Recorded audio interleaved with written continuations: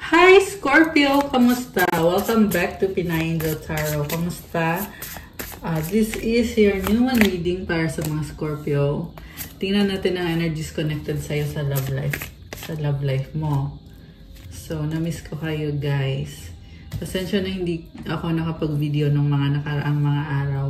Pero ito na. And this is a full moon reading. Very exciting kasi yung full moon natin is may kasamang Jupiter Kazini. Kaya if you are manifesting right now, then kung ano yung minamanifest mo ay talagang makukuha mo, Scorpio. So, first card, only you devoted, attached, crave. Exhaustion, depletion, drained, long journey, boundaries, no drawing the line, enough, resistance, secret admirer, suppressing, timid, family, fertility, parenthood, pregnancy, hoping, expecting, faith, manifesting. Parang ang gulo ng energy nitong nasagot natin today. So someone wants you, pero drained siya ngayon or pagod siya.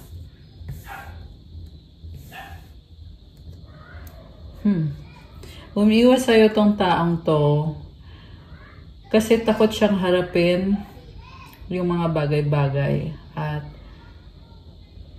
pinili niyang mag-focus sa family niya pero still umaasa na magkakaayos kayo. So, nahihirapan siya ngayon, sobra siyang nagsastruggle at gusto ka pa rin ng taong to. Hindi lang halata sa kanya, pero inoobserbahan ka nitong taong to. Hopeless, sinking, despair, falling apart. Malungkot siya ngayon, guys. Siya din naman yung nag-set ng boundaries. Baka nga siya pa yung nag-block sa'yo. Pero, umaasa pa rin siya na magkakayos kayo. You have spying, social network, information, ways. Abandoned, left out, walk away. So, siya yung umiiwas sa'yo, pero sinustok ka naman niya. Obsession. So, obsessed siya sa'yo. Infatuation, adoration, addiction. May bisyo din tong taong to. Mukhang may other person. Although, ikaw talaga yung mahal niya. Yan yung nakikita ko dito. Kasi sabi dito, only you eh. Pero niloko ka nitong taong to. Nagkaroon siya ng third-party connection, which is toxic. Intuition, heart song, telepathy, inner knowing. Alam mo, sobrang romantic pa rin yung nararamdaman niya sa'yo. Pinapakiramdaman ka niya. Mukhang pinapakiramdaman niyo ang isa't isa. Sobrang hiyang-hiya siya sa'yo, pero gusto ka pa rin niya. Mistakes, misunderstood, victim, lost soul. So, nakikita ko, Scorpio, na parang focus ka na lang sa sarili mo at tinatry mong mag-heal kasi na-realize mo na nagkamali ka ng pinili mo itong taong to. Divine Feminine, Yin Feminine energy. Alam mo, ang ganda ng energy mo. You can attract someone na talagang magbibigay sa'yo ng stable commitment. Okay. So, tingnan natin guys ha. Only you. Alam mo, tinatry niya basahin yung isip mo eh. So, don't be fooled kahit hindi ka kinakausap ng taong to. Ikaw pa rin yung iniisip niya. And, tinatry niyang kumontak sa'yo or mag-communicate sa'yo. Kaso lang, hindi ka niya mahagilap. Baka naka-block din siya sa'yo. Naka-block kayo sa isa't isa. Pero gusto niya magkaroon ng connection. And ito, nahihirapan siya kasi feeling niya wala na talaga. Nalulungkot siya kasi feel niya na wala na talagang pag-asa na makapag-usap man lang kayo. Grabe. Ang tindi ng lungkot na nararamdaman itong taong to ngayon. At yung sa panglolokong ginawa niya sa'yo, sobra siyang nagsisisi kasi iniwanan mo siya dahil nga sa ginawa din niyang panuloko sa'yo at ayaw niyang mangyari yon. And I'm hearing na yan yung kinakatakutan niyang mangyari at nangyari na tinalikuran mo itong taong to. So, feeling left out siya ngayon. Meron siyang kausap dito na nagkukwento siya about you. Ayun yung nakita ko. Pwedeng family or someone na close sa kanya. Pwedeng mutual friend nyo na naghahanap kasi siya ng impormasyon tungkol sa'yo. So, pero yung paghahanap niya ng impormasyon, andun yung feeling niya na nahihiya siya, nalulungkot siya. Grabe. Ramdam ko yung yung energy nitong taong to na kumbaga tapos na yung sa inyo pero still umaasa pa rin siya. Ayan, merong hopeless dito. Oh my gosh. Merong hoping. Very emotional yung nafe-feel ng taong to. Sobra kanyang mahal, Scorpio. So, tanggalin ko muna to guys. Kasi gusto kong kumuha ulit ng cards. Ano pa ba? Ano pa bang pinaplano nitong taong to para sa inyo, Scorpio? Grabe.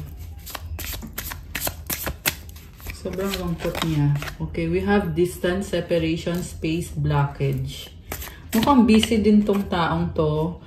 Pero lagi kanya iniisip kung paano kaya kayo pwedeng magkita, magkausap or magkasama kanya. Obsession, infatuation, adoration, addiction. So, na-obsess siya sa'yo. Mukhang sobrang hanga to sa'yo. Kung ano ka, kung ano yung mga achievements mo, anong ginagawa mo sa buhay. Lumabas ulit ang only you, devoted, attached, crave. Okay, so, with the distance card, I feel like matagal na kayong hindi nakikita, nag-uusap, namimiss niya yung mga time na magkasama kayo, nagmamahalan kayo. Boundaries. Okay. So, nag-iisip siya ng paraan, pero nahihirapan siya, spying. Ayan, umulit lang yung mga cards kanina. So, this is a confirmation, mistakes. So, you are setting your boundaries at nagbabackfire sa kanya yung mga ginawa niya. So, para siyang sinampal ng katotohanan kasi dahil din naman sa kagagawan niya. Silence, frozen, no words, stone wall. Kaya hindi siya makapagsalita, hindi niya masabi kung ano yung mga iniisip niya, nararamdaman niya dahil kumbaga pinipigilan niyang umiyak eh. Meron dito nagpipigil guys na gustong umiyak pero pinipigilan. Karma, consequences, cause and effect, deaths. Return, second chance, opportunity, making amends. So, feel niya ngayon na na-stuck siya sa sitwasyon na hindi siya masaya. Kaya iniisip niya na gusto niyang bumalik sa'yo. Gusto niyang magkaayos kayo, making amends. Gusto niyang magkaroon ng opportunity sa inyo. Cloudy, judgment, depth, illusions, unbalanced, distorted. Awareness, importance, value. So, merong hindi magandang energy sa paligid niya at nare-realize niya ngayon na hindi pala ganun kasimple kung anong mga nangyayari sa inyo. Mga nangyayari sa inyo. And for some of you guys, meron na-involved dito na black magic kasi merong gustong paghiwalayin kayo. At nare-realize ito ng taong to na mali siya ng taong pinagkatiwalaan kasi kung sino yung nanira sa'yo, yun pa yung gumagawa ng hindi maganda. Okay? So, i-clarify natin yun. Kasi may na-feel ako dito na person na hindi maganda yung energy. Elusive, dishonesty, deception, trickery. Clarity, truth, intentions, honesty. So, ayan, nagkakaroon siya ng clarity, natatauhan siya kung ano ba yung totoo. So, dishonesty. realizations, epiphanies, understandings, awakenings. Dahil sa pagiging immature nitong taong to, ngayon siya nagkakaroon ng mga realization. Kaya siya hiyang-hiya sa'yo. Okay, oh my gosh. So, gusto kong tingnan muna sa tarot cards. Okay, tingnan natin guys. Ano bang nangyayari dito sa connection na to? Oops, okay. Nag-slide ah.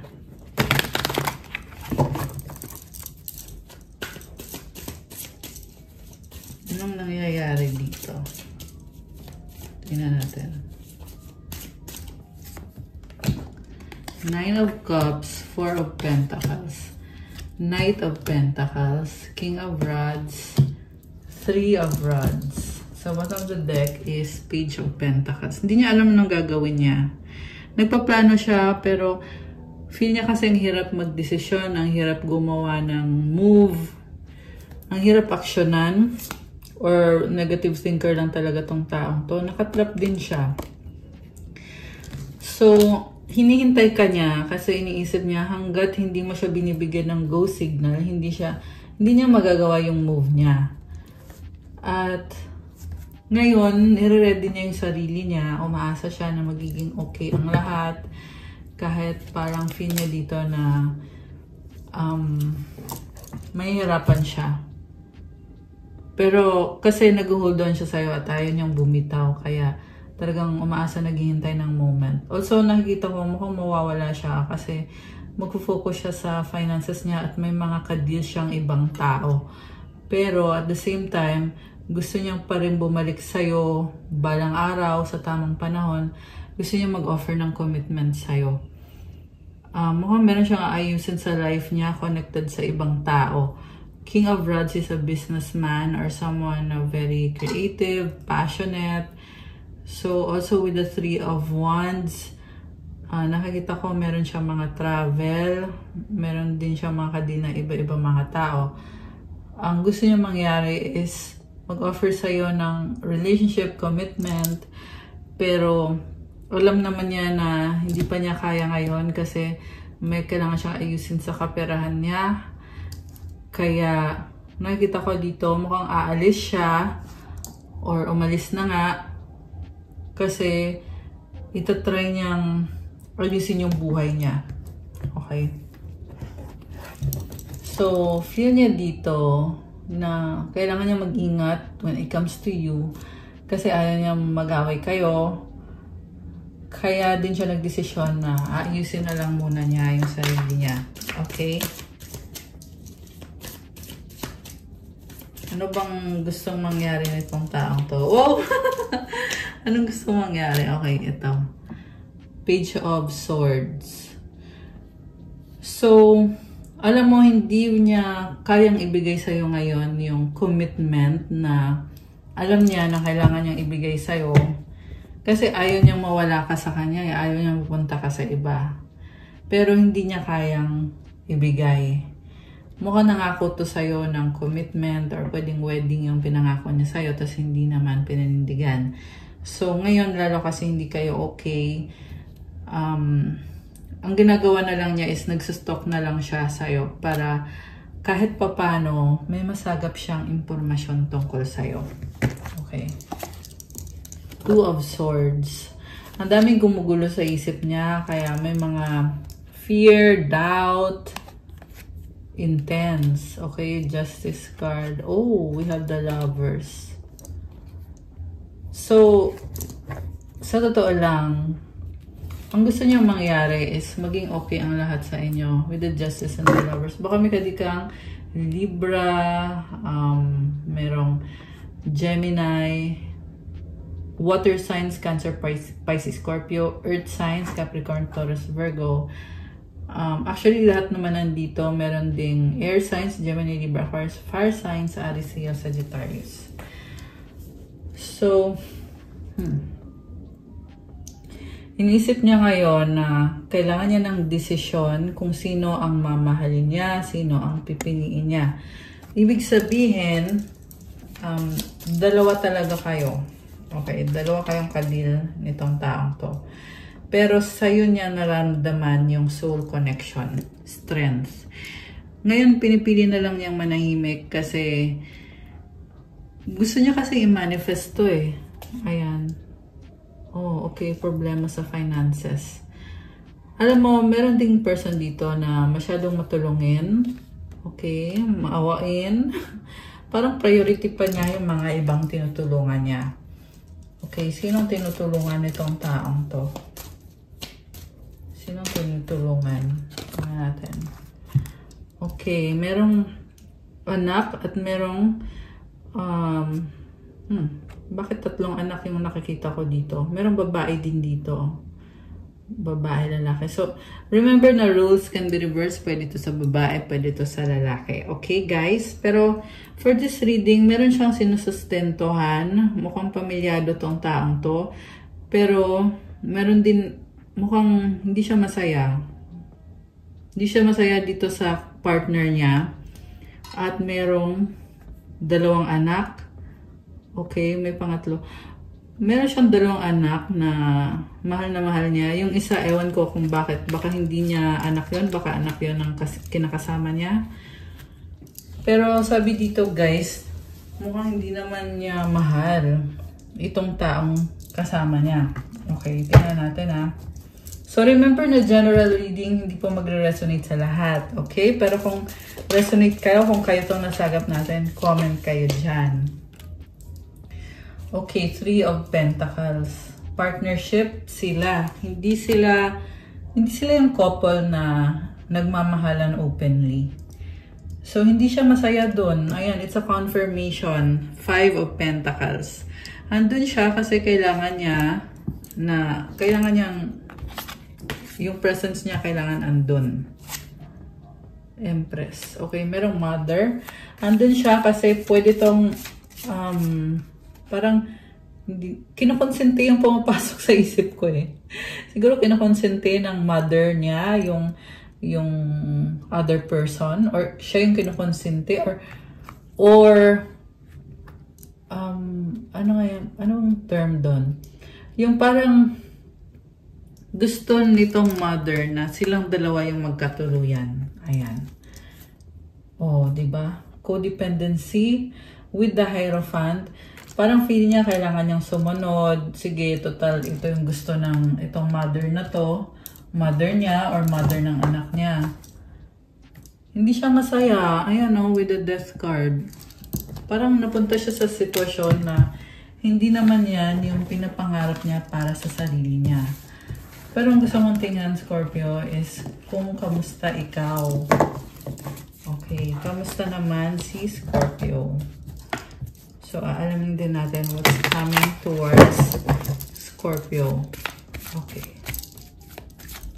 Kamusta si Scorpio ngayong new moon? Oh, what is this? Knight of Rods. Okay. May mga target ka. Connected sa money. Oh, love. Page of Rods. Ace of Cups, 7 of Pentacles, 9 of Wands sa bottom of the deck. Mukhang busy ka dito. May feeling ka dito na sobra kang frustrated sa taong to kasi binigay mo yung best mo sa kanya. Nagmukha kang tanga, hindi ka sineryoso, binaliwala ka. At napilitan kang mag-focus na lang sa sarili mo.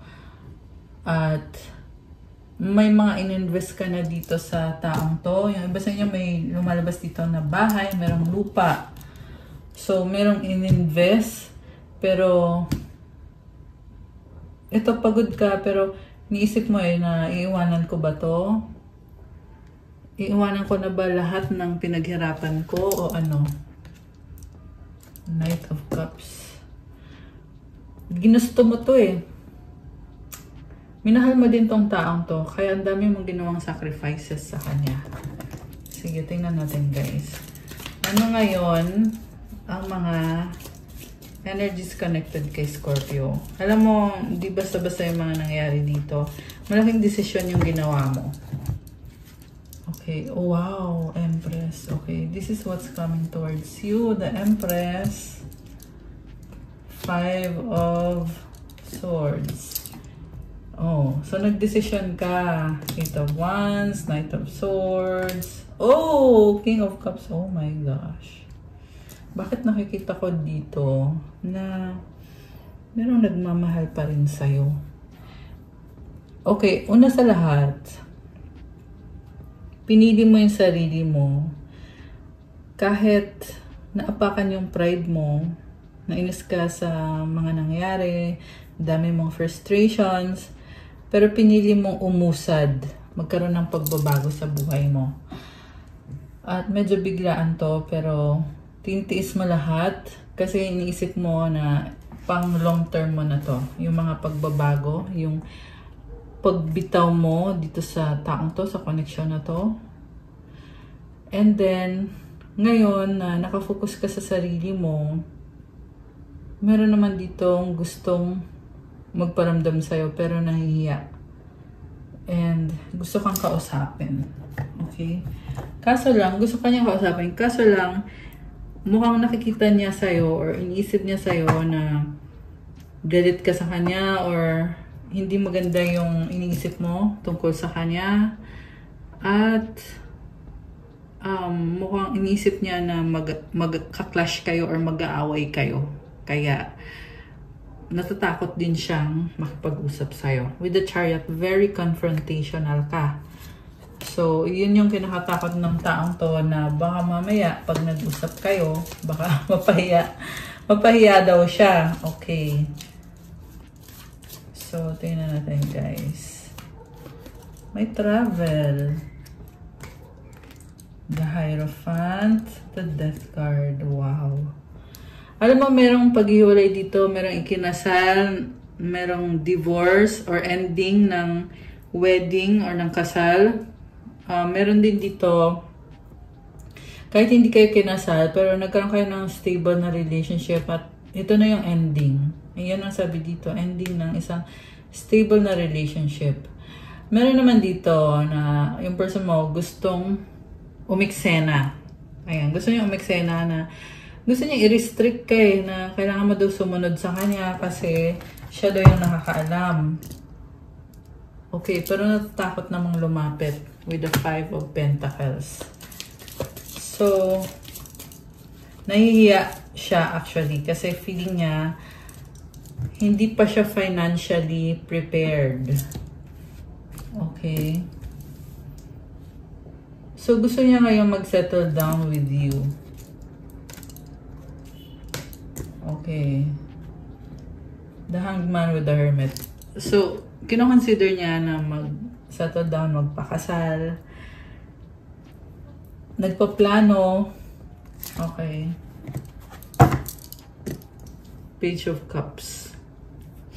Parang feel niya dito na baka hindi mo siya seryosohin, baka hindi mo tanggapin yung offer niya or yung gusto niyang i-offer.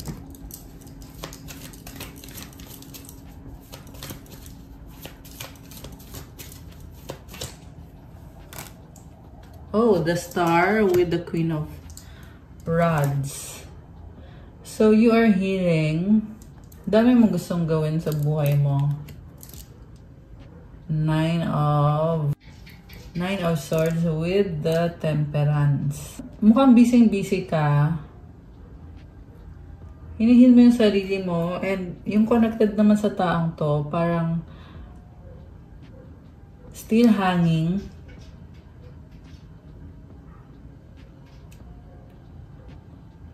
Pero nakikita ko sa'yo, priority mo yung sarili mo eh. Okay? So, kumbaga, marami kang inaayos sa buhay mo at hindi mo muna or hindi mo priority na magkaroon ng reconciliation sa inyo.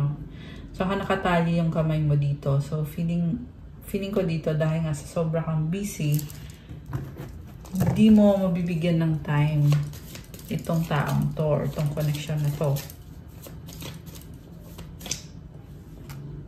Oh my gosh. It's a third party connection. So, gusto mo magkaroon ng clarity about cheating na ginagawa nitong taong to. Okay. So, alam mo, nakikita ko dito, patuloy lang tong taong to sa connection niya with someone else.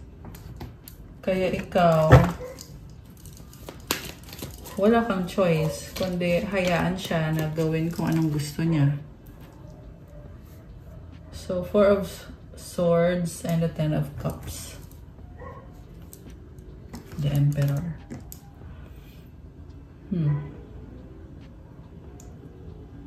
Mukhang nakastuck kasi siya sa isang sitwasyon eh. Hindi rin siya masaya doon. Ikaw yung mahal niya. Mukhang pinoproblema niya, paano ko ngayon papapaliwanag sa'yo, Scorpio? Yung reading natin, umulit lang dun sa part na gusto niya pa rin bumalik sa'yo kahit ang gulo ng sitwasyon niya.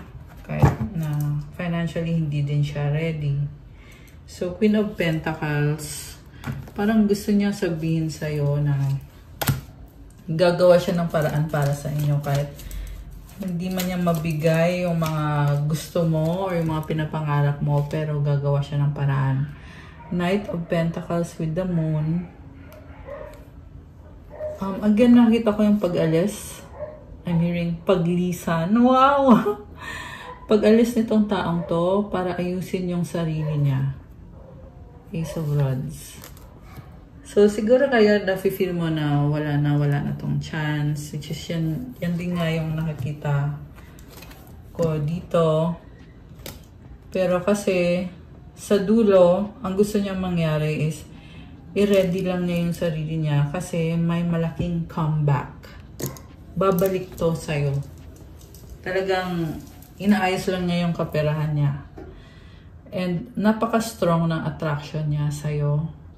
Medyo, andit yung feeling na excited siya, natatakot din siya na paano ko kaya approach si Scorpio, magugustuhan kaya niya ako, matatanggap kaya niya ako, mamahalin kaya niya ako, ganon. Also guys, nafe-feel guilty siya sa mga ginawa niya sa'yo kasi nakita ka niya as you are too good to be true, samantalang siya ay hindi siya naging tunay or hindi niya binigay yung best niya sa'yo. Okay, grabe. We have toxicity, voids, gift, right path, doorway, dressing up. So, mukhang confirmed nga na toxic yung buhay, yung lifestyle nitong taong to. And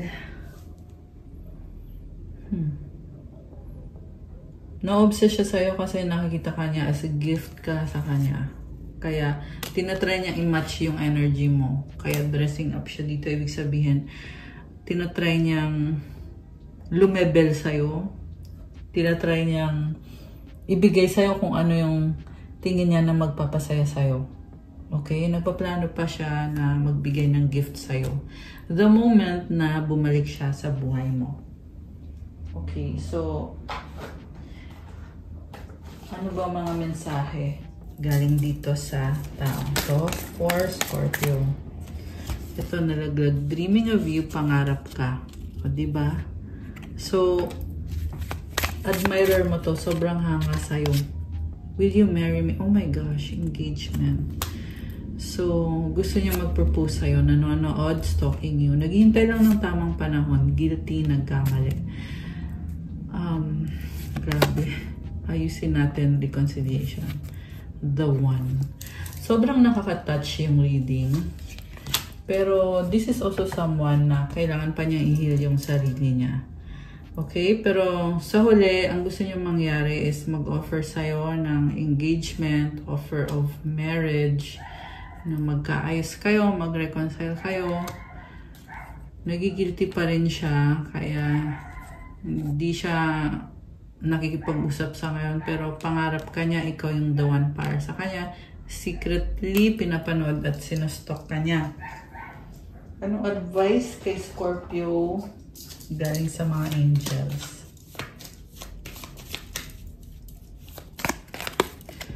Triple zero guidance. You have full support of the divine. The guidance you're seeking is here and your life is moving in the right direction. This is the start of a new beginning. Oh my gosh, parang ganda. Where one cycle ends, a new begins. Scorpio, tinutulungan ka ng angels mo, binibigyan ka ng guidance, ng signs, malakas yung intuition mo, nasa tamang direction ka at may bagong simula sa buhay mo ngayon. So, nagtapos na yung cycle na yon na naging issue itong taong to or yung connection ninyo. Pero ngayon, tapos na yun at may bagong cycle na nagsisimula para sa'yo. Affirmation, I trust in the magic of new beginnings. I feel the support and guidance that is all around me. Isa pa